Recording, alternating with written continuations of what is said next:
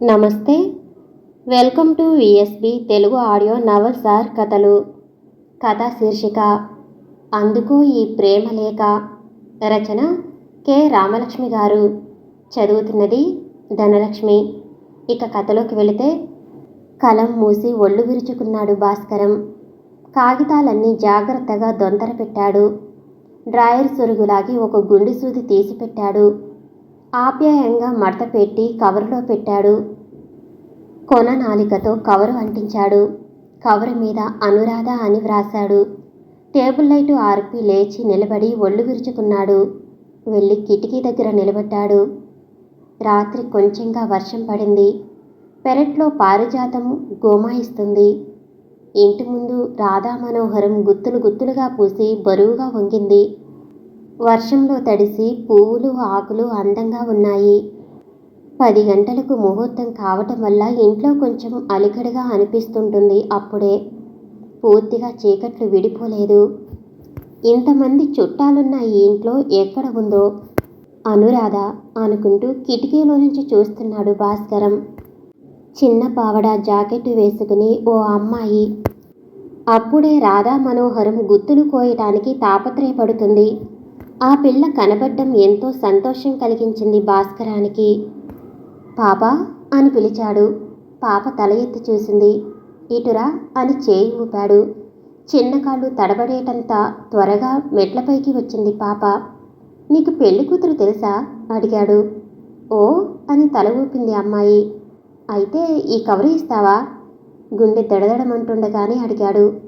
ఎందుకు అంది అమాయకంగా పాప. ఉట్టినేనే అన్నాడు. ఏం సమాధానం చెప్పాలో తెలియక. సరే అని కవరు అందుకుని పరిగెత్తి వెళ్ళిపోయింది. తేలికగా నెట్టొచ్చి మంచం మీద వాలాడు భాస్కరం. కాటుక కళ్ళు తెరుస్తూ తెరుస్తూ ఉంటుంది రాధా అనుకున్నాడు. ఇంకా నిద్ర పూర్తిగా వదలకుండానే ఈ ఉత్తరం చదువుకుంటుంది. ఏం జవాబు ఇస్తుందో అనుకుంటూ నిద్రపోదామని ప్రయత్నించాడు భాస్కరం. అనురాధని తట్టి లేపింది పాప. వాడిన పువ్వులాగా ఉంది అనురాధ. కవరు పడవేసి పారిపోయింది పాప. ఆతృతగా వణికే చేతులతో కవరు చించింది రాధ. రాధా, తలగడికి తల ఆంచి ఈ ఉత్తరం చదువుకుంటావు కదూ. నీ జుట్టు చిందరవందరగా ఉంటుంది. అలవాటుగా మణికట్టుతో కళ్ళ మీద పడే ముంగురులను పైకి తోసుకుంటూ చదువుతావు. చదివి నవ్వుకుంటావు కాబోలు. అవునా? నువ్వు సంతోషంగా ఉన్నావు. నిజానికి కన్నీరు విషాదానికి ఆనందానికి కూడా దగ్గరే కదూ. రాధా, నిన్నీ రోజంతకి ఓ అరగంట చూశానేమో. ఏదో హుందా వచ్చింది నీకు. కళ్ళు బరువుగా వాలి ఉన్నాయి. పసుపంటి నీ చీర గమ్మత్తుగా ఉంది.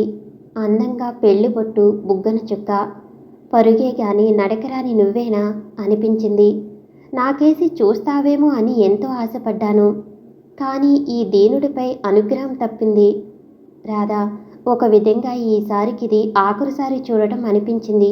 ఎందుకో తెలుసా? తెల్లవారి 10 గంటలు దాటేసరికి నువ్వు పరాయిదానివి అయిపోతావు. నాకు తెలిసిన రాధని మళ్ళీ కలుసుకుని సెలవు తీసుకునే అవకాశం ఉండకపోవచ్చు నాకు. గత 20 ఏళ్లుగా ఆరాధించి ప్రేమించిన అమ్మాయివి కదా నువ్వు. నీ దగ్గర సెలవు తీసుకోకపోతే ఎలాగా? అందరికీ పాదాభివందనం చేశావు ఉదయం. నాకు చేసి ఉంటే ఇలాగే ఎప్పుడూ సంతోషంగా ఉండు అని దీవించేవాణ్ణి. కానీ నీకు తెలుసు, నేను మాటకారిని కానని. నువ్వు ఎప్పుడూ సంతోషంగా ఉండాలని నా కోరిక రాదా. కానీ జీవితం అంతా పూలబాట కాదు. నా 10వ ఏట అనుకుంటాను, మావయ్య మా ఊరు వచ్చాడు. అప్పటికే సర్వం అయిపోయాయి నాకు. పల్లెలో ఆఖరి అనుబంధం కూడా తెగిపోవటంతో మావయ్య చేరదీసి ఆదరించాడు. స్కూల్లో చేర్పించాడు. మావయ్య బాగా ప్రాక్టీస్ ఉన్న డాక్టరు. వచ్చిపోయేవారి రద్దీ ఎక్కువ. అత్తయ్య నన్ను ఎంతో ఆదరించింది. నీకేం భయం భాస్కరం? నాకేమంత 10 మంది ఉన్నారని. నువ్వు నా కొడుకుతో సమానం అంది నా తల నిమురుతూ. ఆనాటి నుండి నాకు అత్తయ్య దగ్గరే చనువు. పోను పోను మారం అధికమయ్యాయి. నువ్వు ఉండేదానివి బొద్దుగా రబ్బరు బొమ్మలాగా. ప్రతిదానికి మారం చేసేదానివి. అత్తయ్య కొట్టపోతే పరిగెత్తి వచ్చి నా వెనకాతల దాక్కునేదానివి. ఈసారికి ఊరుకో అత్తయ్య అని నీ తరపున ప్రాధేయపడేవాణ్ణి. కొంచెం కసిరితే చాలు ఊరెగిరిపోయేలా రాగాలు ప్రారంభించేదానివి. ఓ పట్టాన ఊరుకునేదానివి కాదు. నువ్వెందుకైనా ఏడుస్తావంటే నాకు భయం వేసేది. నాకు కొంచెం తెరిపిగా ఉన్నప్పుడు ఎంతో సరదాగా కబుర్లు చెప్పేవాడు మావయ్య. అత్తయ్య రకరకాల వంటలు వండిపెట్టి ఆదరంగా తినిపించేది కూర్చోబెట్టి. నాకు అత్తయ్య మావయ్య ఎంతో నచ్చారు. కానీ నువ్వేమాత్రం నచ్చలేదు. నువ్వంటే భయం కూడా వేసింది. హై స్కూల్లో చదువుతున్నప్పుడు కొంతకాలం నిన్ను పట్టించుకోకుండా తిరిగేవాణ్ణి. కానీ ఇదెంతో కష్టమయ్యేది. ఎందుకో తెలుసా? నన్ను చూస్తే చాలు వదిలేదానివి కాదు. నా వెనకాలే తోకలాగా తిరిగేదానివి. పక్కింటి రాముతో నేను ఆడుకుందుకు వెడితే ముళ్ళు తీగల మధ్యలో దూరి ఉండిపోయి గోల పెట్టి ఏడ్చేదానివి. చచ్చినట్టు వచ్చి యువతలకి తీసేవాణ్ణి. అలా చేశాక చేటంత ముఖం చేసుకుని చూసేదానివి నాకేసి. అత్తయ్య ఎప్పుడైనా పక్క ఇంటికి పెత్తనానికి వెడితే నిన్ను చూసుకోమనేది. అలా ఓసారి నేను కాపలా కాస్తుంటే వెనకింటి వాళ్ళ పార్వతి చూసింది. నాకు చచ్చేంత సిగ్గు వేసింది. నువ్వు అప్పుడెలాగ ఉన్నావో తెలుసా? చేతుల నిండా ముఖం నిండా చాక్లెట్టు బంకలాగా పట్టించుకున్నావు. నాతో దెబ్బలాడి ఆ చేతులు నా తలకి పూయాలని చూస్తున్నావు. పార్వతి ఫక్కున నవ్వింది. నా 12 ఏళ్ల మగతనం దెబ్బతింది. నిన్ను ఒకటి అంటించాను. పాపం నీకేం తెలుసు? ఆ బంక చేతులతోనే నా మెడ పట్టుకుని ఆవురమంటూ ఏడ్చావు. నాకింకా కోపం తగ్గలేదు. ఒక్క తోపు తోశాను. దాంతో నువ్వు కింద పడ్డావు. మోకాలు చెక్కుకుపోయింది. పార్వతి మాట్లాడకుండా వెళ్ళిపోయింది. ఓ క్షణం సేపు ఆగి చేతులు చూశాను నీకోసం. నీ బొగ్గలాగే నీ అరచేయి కూడా బంకగా వెచ్చగా ఉంది. నీ కళ్ళు నల్లగా విశాలంగా ఉన్నాయి. అప్పుడే తొలిసారిగా నీ కళ్ళు చూశాను. ఎంతో అమాయకంగా ప్రేమతో నమ్మకంతో నిండి ఉన్నాయి. నిన్ను బాధ పెట్టాను. కానీ నువ్వదేం పట్టించుకోలేదు. పైగా కోపం పోలేదు అని అడిగావు. నాకు నీ మీద జాలి వేసింది, సిగ్గు వేసింది. ఇంకో 2 ఏళ్లు గడిచేసరికి నీతో కాలక్షేపం చేయటం నిజంగా ఆనందాన్ని ఇచ్చింది. నాతో పాటు ఆడుకోవటానికి వచ్చినా ఇబ్బందిగా ఉండేది కాదు. నీ కాలుకి దెబ్బ తగిలినా చెయ్యి కోసుకున్నా మావయ్యకి తెలియకుండా టించరు తెచ్చి వేసేవాణ్ణి. నీకు జ్ఞాపకం ఉందో లేదో? నిన్ను భయపెట్టిన బురదపాముని తొలిసారిగా నేనే చంపాను. నువ్వెప్పుడూ చూడలేదన్న కాకిగూడు తొలిసారిగా నేనే చూపెట్టాను. నీకు అందని పూలు నేనే కోసి ఇచ్చాను.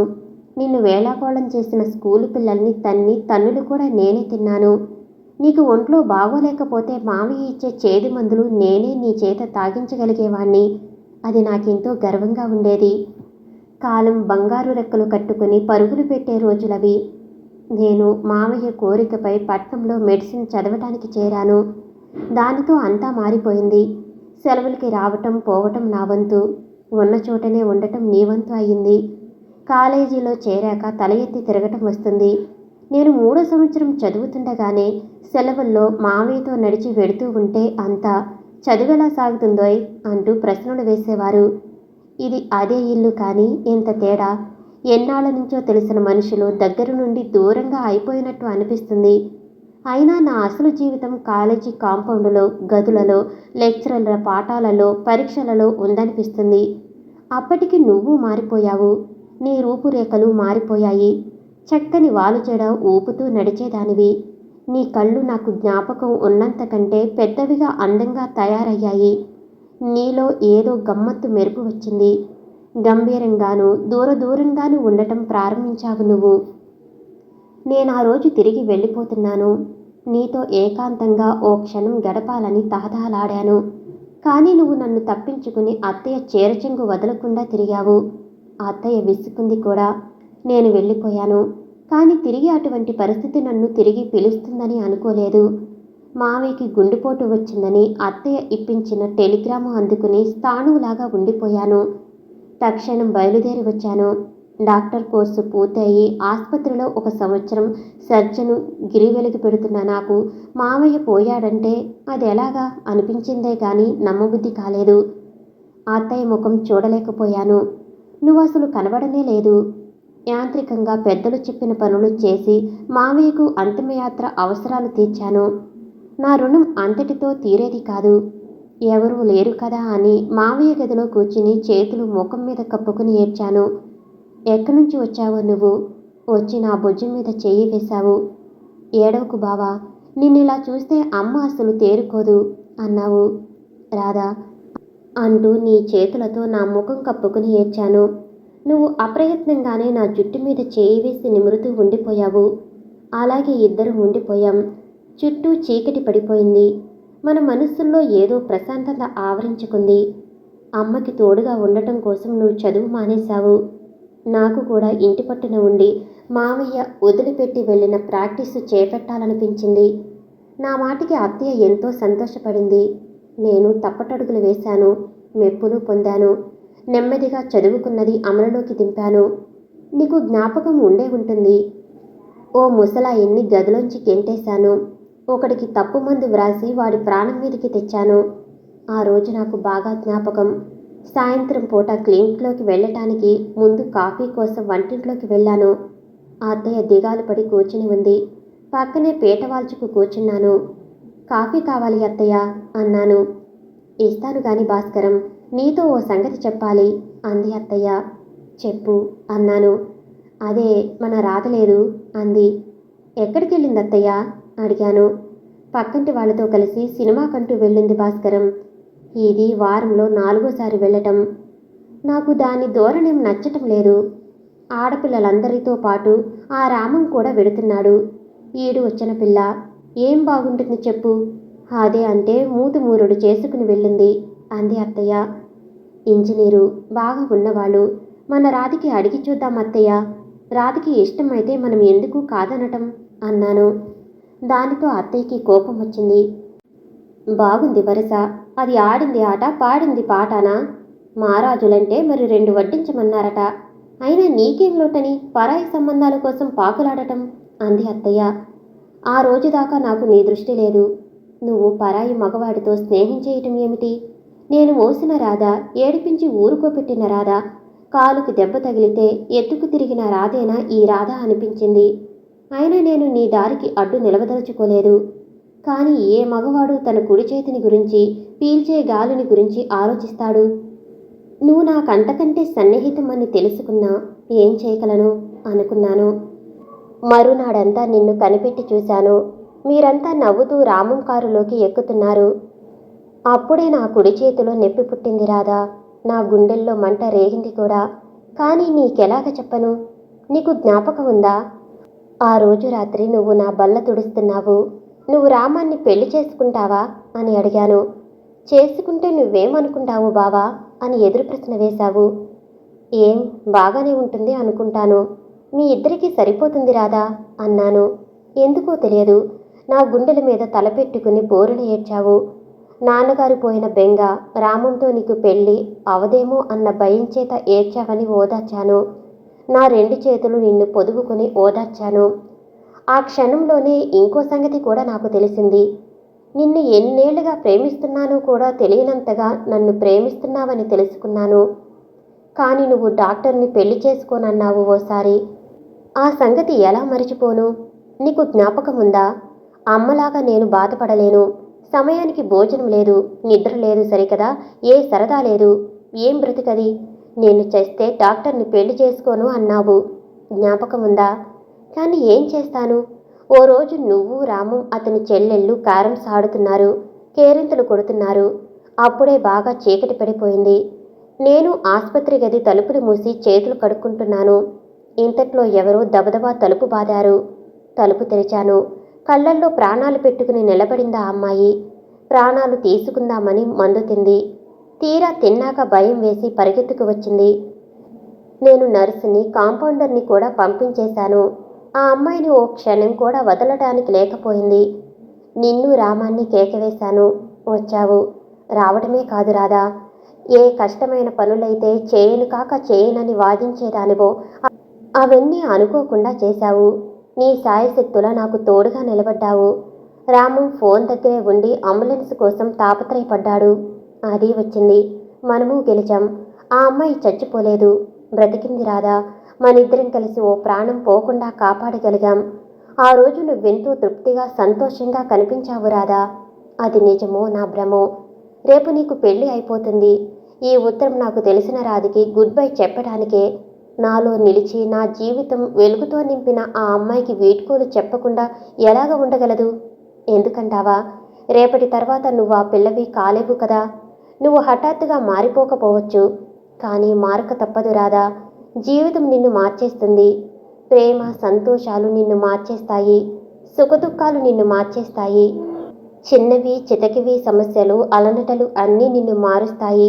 పసివాళ్ల పుట్టుకలు ఆందోళనలు, అందుకోవాలనుకున్న ఆదర్శాలు అన్నీ నిన్ను మారుస్తాయి రాధా. తప్పక మారుస్తాయి. అన్నీ నిన్ను అమ్మాయి గారి నుంచి అమ్మగారుగా మార్చేస్తాయి. కన్నెపిల్లని నవవధువుగా జానగా మార్చివేస్తాయి. ఇన్నాళ్ళు ప్రేయసివి జీవిత భాగస్వామిగా మారిపోతావు. Good bye. ఇదో ప్రేమ కథ. దీనికి ప్రారంభం ఎప్పుడో తెలియనట్టే ముగింపు కూడా తెలియదు రాదా. ఇదివరలో దెబ్బలాడుకున్నాం, ఇకపైనా దెబ్బలాడుకోవచ్చు. కానీ జీవితంలో నీకు తొలి నుండి నేను స్నేహితుణ్ణి. జీవితాంతం అలాగే ఉంటాను. జీవితంలో ఇప్పటిదాకా నీ ఆరాధకుణ్ణి. ఎప్పటికీ అలాగే ఉంటాను. రేపు నీ భర్త వేరొకరు కాబోతున్నారు కదా, మరి నీకు భయంగా లేదు కదూ?